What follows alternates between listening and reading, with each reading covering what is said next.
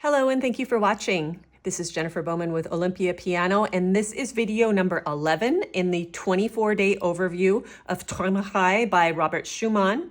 Title means dreaming. Today we're going to work on measure 12. So let's just get started with voicing. Taking a look at the right hand top voice, we've got the stems up and then into measure 13. I'm going to move to the left hand two voices, and then we'll take a look at the right hand bottom voice. So left hand has two voices here. Top voice has the stems up. Tie here.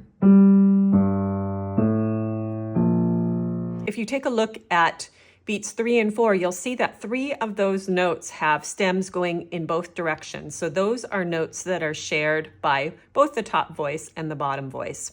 So bottom voice of the left hand, we've got this D to start, then another D, tie, and then the shared notes. Sorry you can't see that B flat down there. The right hand bottom voice just comes in on the end of 2 to 3. We don't see a dotted quarter rest at the beginning of the measure, nor do we see a quarter rest on beat 4. It looks to me as if Schumann's just adding the second right hand voice for those two notes. The and of 2, right there. I could actually make a case for the bottom right hand and the top left hand voice to sometimes share, and that would look like this. So if we started in measure 11, they start as individual voices. Then on the and of 2, the left hand top voice couldn't technically do stems up here because there's already a stems up in the treble clef. So let's say they share that 3-note slur, and then they share this 5-note slur that starts in the treble clef and goes into the bass clef. And then they split.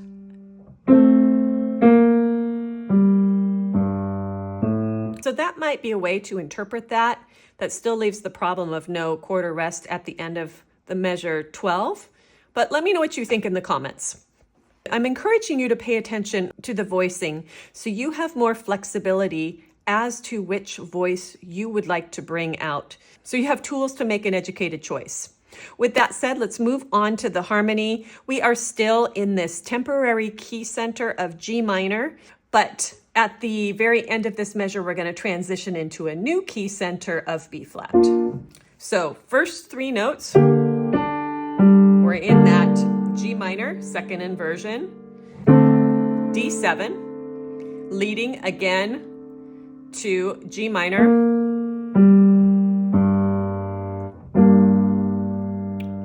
this G minor chord finishes the G minor section, but then it's going to have 2 names. It's going to be the minor one, but then it's also going to be a minor 6 in our new key center, which is B flat. Okay, and this harmony,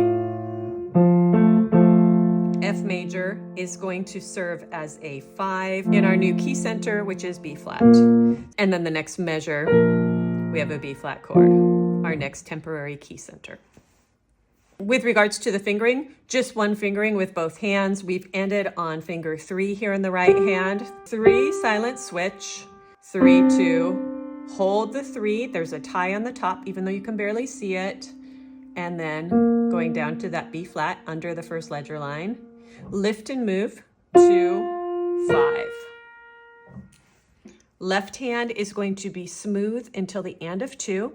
So we have 2, 5, 1, 3, tiny lift, 2, 5. Thumb's going to come underneath to reach this big octave, 1, 5. And then we're going to squeeze the thumb over to A, and then down to B flat, right outside of your screen there. Hands together, you're going to hear a note on every single subdivision. So we're going to start here, 1 and 2 and 3 and 4 and 1.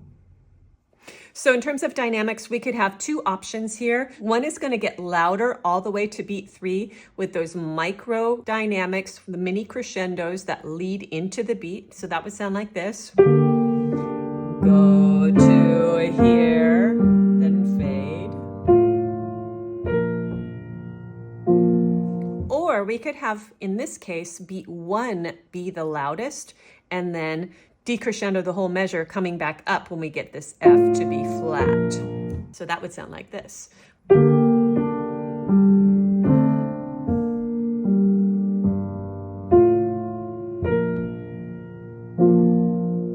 By the way, those are not the only two options.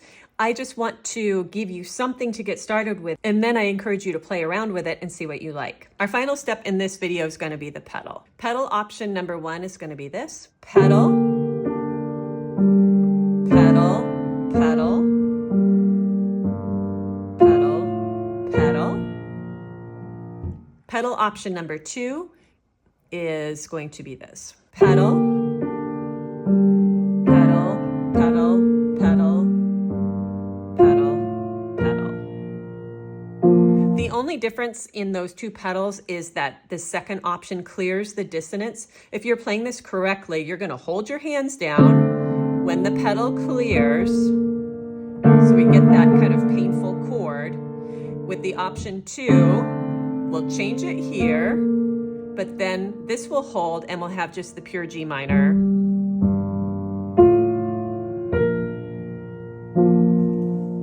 I think both of those sound very beautiful, so you can choose either one. That is it for day number 11. We are almost halfway there. I hope you'll join me tomorrow for the next video.